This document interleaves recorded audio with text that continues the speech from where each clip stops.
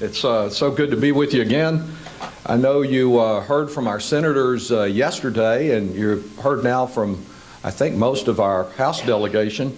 Perhaps it's well then, not just with reference to the Senate, but with the House members also, to consider the words of a long-serving 19th century Senate chaplain. He was asked over the course of his career if he prayed for the Senate. He said, "No, I gaze out on the Senate, and then I know I must pray for the country." Well, really, it doesn't seem that long ago that we were in this same room with the snow swirling outside on your SA to DC visit last year, and an even shorter time since we had an opportunity with many of you to share discussion at your September meeting at the Westin in San Antonio. It's great to see all of you again, and despite all the many challenges that we can discuss here in Washington, I can at least say that the state of our reunion is strong. You have a strong, diverse, well-informed, experienced set of teams that I think your presence here and the work you do in between these visits does a great deal to advance the interest of San Antonio families. I enjoyed the reception last night at the Canadian Embassy. It's one of the few borders that I've not been redistricted to, and I never cease to be, connections are everything. I never cease to be amazed by this chamber, both chambers, and their connections. What you get an embassy there with people who have strong ties to Canada, like Tullis Wells and Ted Cruz, is really impressive. I guess in short, in discussing your agenda, that we can talk about the do's and the don'ts for Congress that are in your white papers that I've reviewed.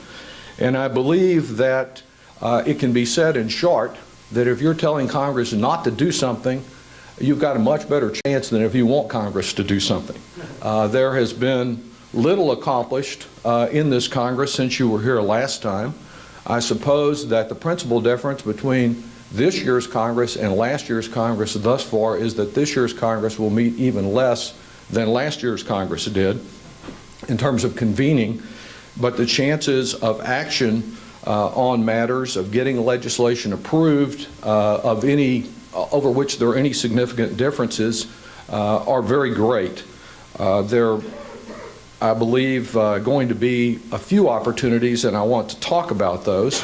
I know that really all of the different teams you have are focused in one way or another, whether it's workforce development or infrastructure or immigration, on how we can grow the economy and how the success that you've helped build in San Antonio played such a vital role in building, how we continue to enhance and expand it. There are so many different proposals advanced by Democrats and Republicans in one lobby group after another in the name of job growth. Many of them are gimmicks and excuses for legislation that has little to do with job growth. I have one surefire, guaranteed way to grow jobs that I hope this Congress will respond to, and that is to not repeat last year's failed government shutdown. Because we do have experience and analysis of what that government shutdown cost. It's believed to have cost the economy about $20 billion. I haven't heard very many realistic proposals up here that can generate $20 billion of growth, but we know that if we avoid the kind of nonsense that occurred, not because of a spat between personalities, but because of a calculated strategy to stop the government, to gain leverage, that we will grow jobs. And if we engage in that kind of nonsense again this month, we will have more problems. Now, I think Speaker Boehner has made clear, Majority Leader, or fortunately he's not the Majority Leader from my perspective, the Minority Leader, Mr. McConnell, has made clear they never wanted a government shutdown in the first place, and they don't want one this month. But where we are this morning is that there will come a time this month, originally set for Friday of this week, when we have some bills coming due and we don't have enough revenue to cover it. And we have to make adjustments in the debt ceiling in order to cover those bills and maintain the full faith and credit of the United States. We cast that vote at least 7 times during President Bush's administration without significant mishap. That was one of the things we were hung up on at the beginning of last year, the fiscal cliff, and it was one of the things that was associated with the government shutdown where we moved right to the brink. There have been repeated assurances from our Republican leadership, again, they do not want to see the government shut down.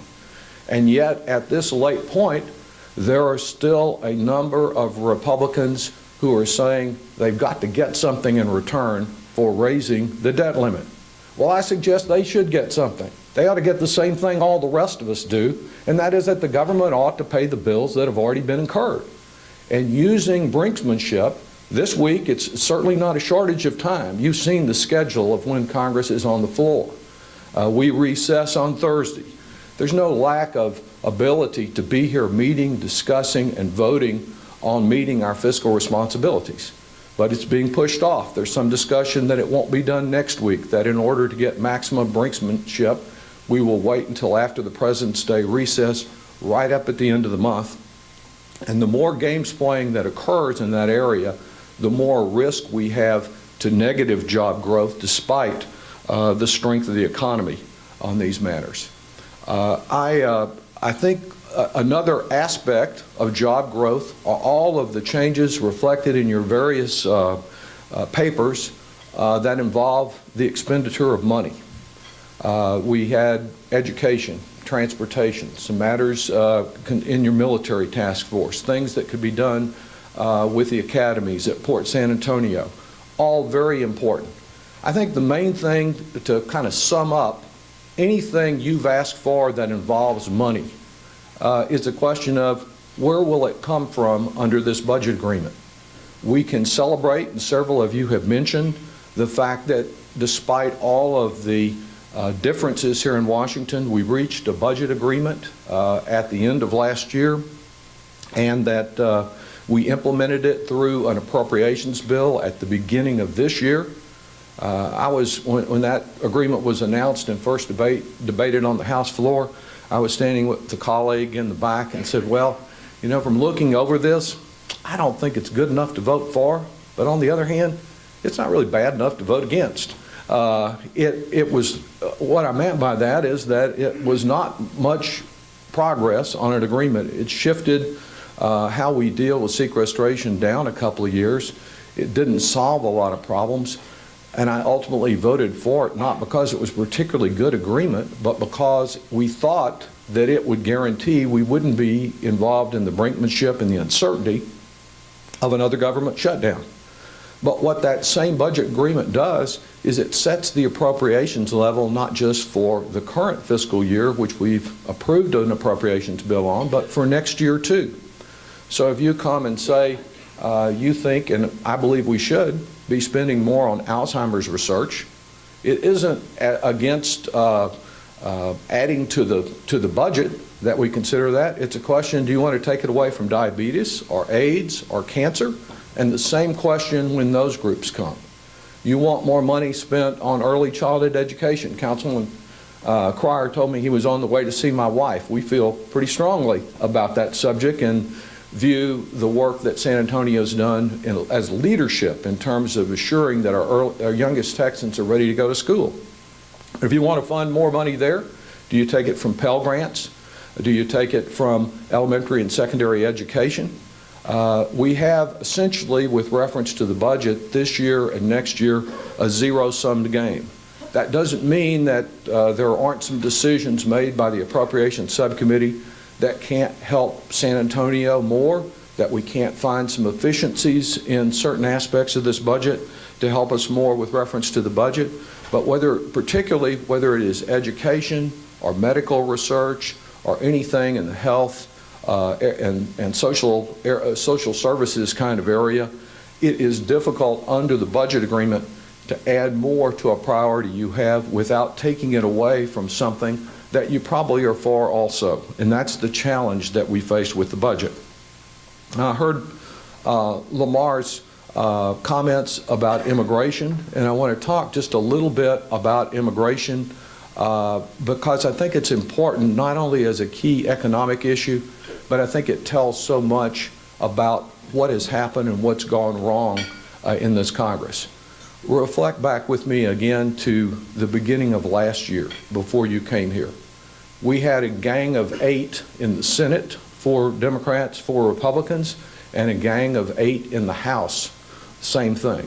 And those gangs were supposedly meeting independent of the leadership in order to try to present a bipartisan agreement, much as the chamber might do with committees, to get people of different perspectives to sit down, look at a tough local issue, or in this case, national and international issue, and try to work through to a solution. And particularly in the House, they've kept all of their work very quiet. They first were going to release a draft in February of last year. They kept talking about it and saying they were near, that it would be right after the next recess and so forth.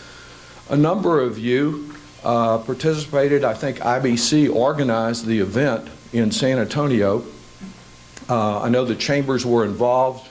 Good representation at a lunch I attended one day last spring for meetings with Luis Gutierrez and John Carter from over in Williamson County. I thought it was a very thoughtful discussion of differing perspectives, but how can we work out all of these differences on immigration? In fact, I told John afterwards, I never heard him sound quite so reasonable. I thought he did bring his perspective firmly without yielding on any principles, but recognized that we need to resolve this problem.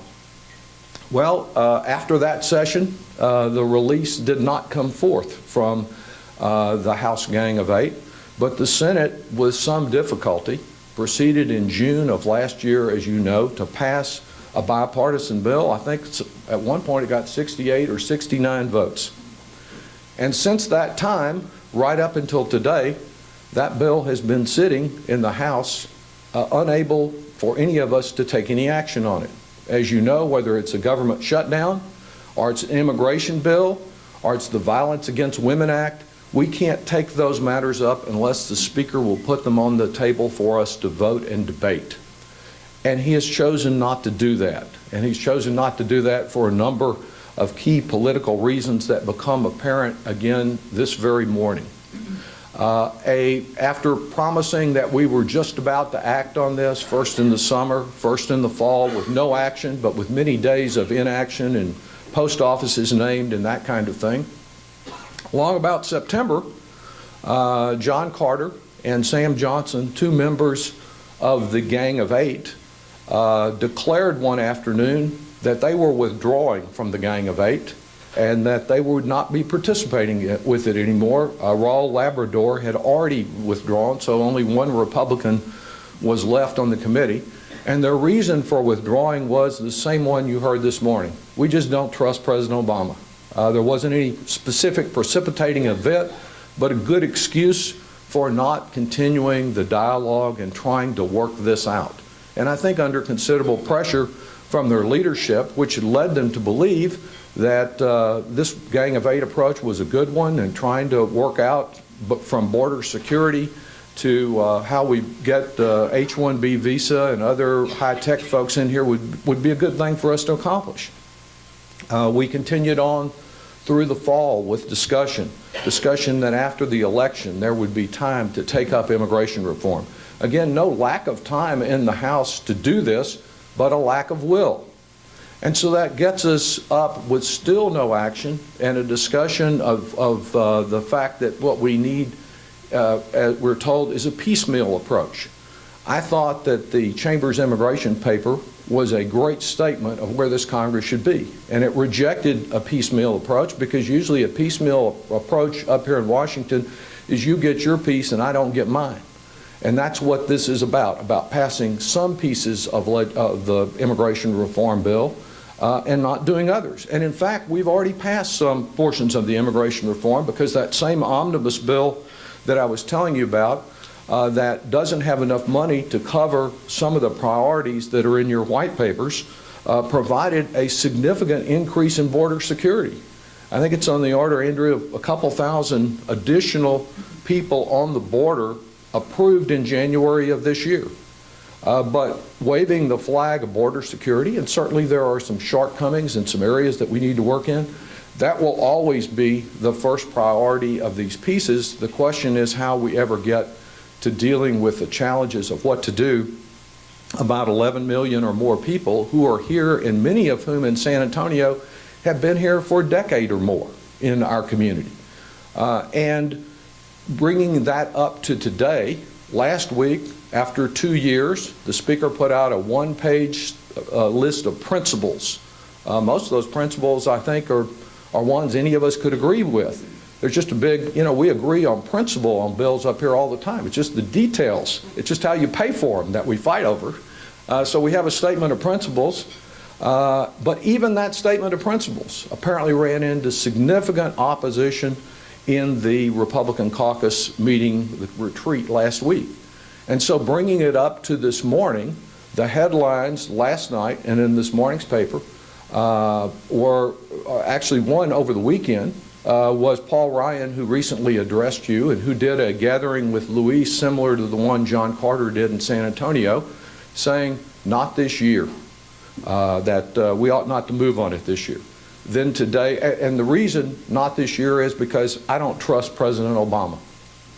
The same kind of phony excuse that was used in the fall. You may not trust him or trust any number of other people up here, but there are ways to trust and verify compliance with this law that could be done if there is good faith to try to achieve it. And last night, Senator McConnell announced that he didn't think anything could be done on immigration this year. This morning, Raul Labrador, one of the original members of the House Gang of Eight, indicated that if the Speaker moved forward with immigration reform this year, that he ought to lose his gavel and he ought to be removed as Speaker. That's kind of then the full circle that we have gone on one of the most critical economic issues that we face in San Antonio. Now, I understand that there are folks that think that it's a mistake to provide a path to citizenship for people that have been here contributing in our community for a decade or so.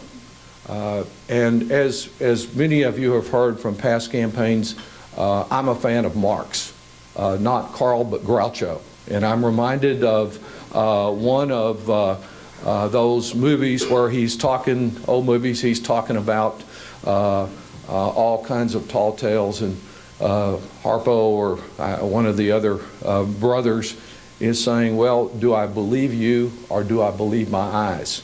And I suggest in San Antonio, you don't have to believe what you hear up here, believe your eyes. You know people that, you know families that have been there in the community who do not have their legal status in order.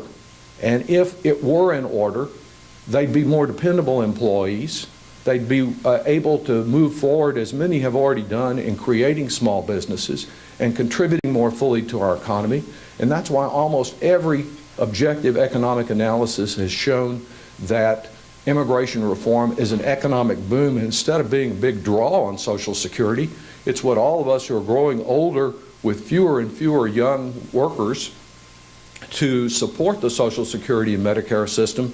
That immigration is critical. Indeed, was talking with some of the Toyota people at the Hispanic Chamber dinner the other night about the fact that there's a story out that Detroit wanted to try to solve some of its problems by bringing in more immigrants to downtown Detroit to try to make up for the way that the population there had moved away as jobs had moved away from that area. So it's not the solution to all of our problems, but unless we come together to try to work out some of these differences, we've got a group here that was afraid to put a bad, from my perspective, immigration on the floor. And all security, just short of putting the machine guns along the border, to put something on that would be really, really unrealistic and tough on the floor. They didn't want to bring up that kind of bill because they were afraid that if it passed the House, a conference committee might reach something reasonable. and they did not want to cope with this issue. And that's the same thing. I mentioned the Violence Against Women Act.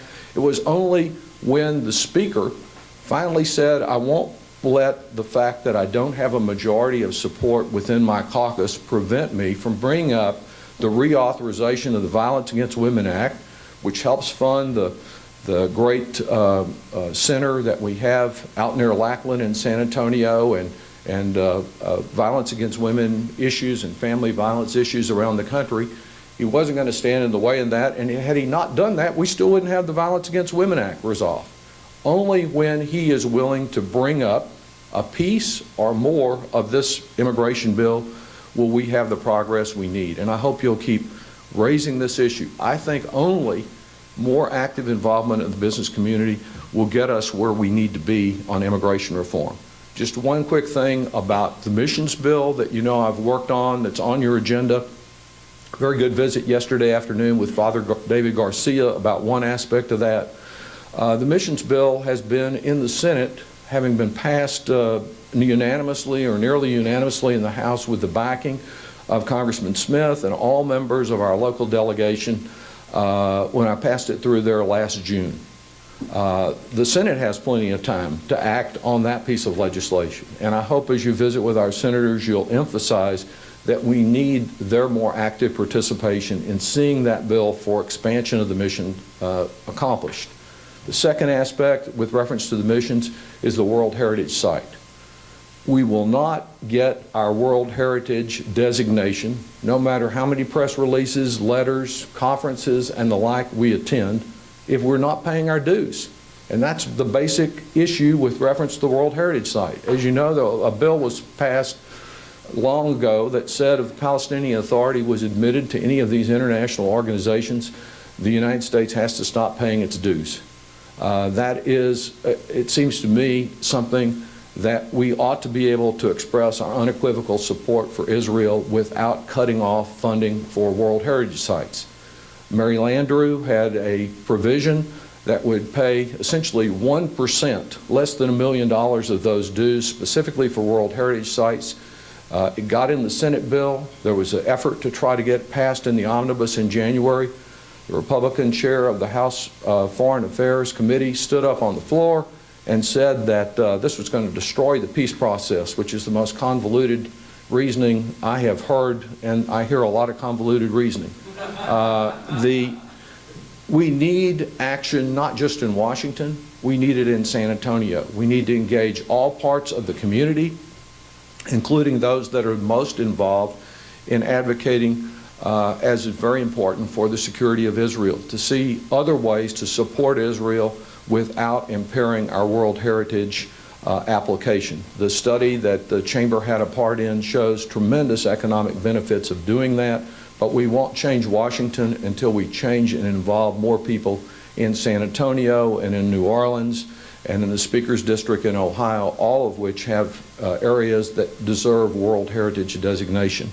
There are so many other areas. I know you have your next speaker here, but if there's a quick, easy question or two, there are many others from the courthouse to Saha to the streetcars, now that Joe's gone, and the like that I would be glad to respond on. Are there any questions as you move on with your agenda?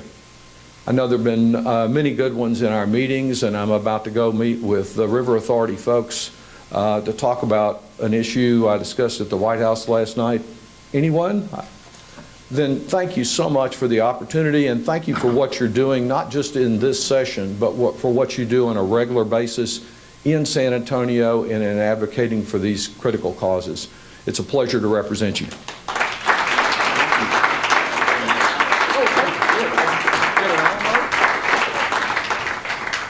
And Congressman, thank you so much for your service. You got a bigger poster this year. Yeah, you can take the poster or the Alamo, whichever one you choose to take. Claim them both. You got a big wall in your office. Yeah, you may be able to put this one up there. Thank you so Greg. much for your service. Thank you so much. I appreciate it. You bet.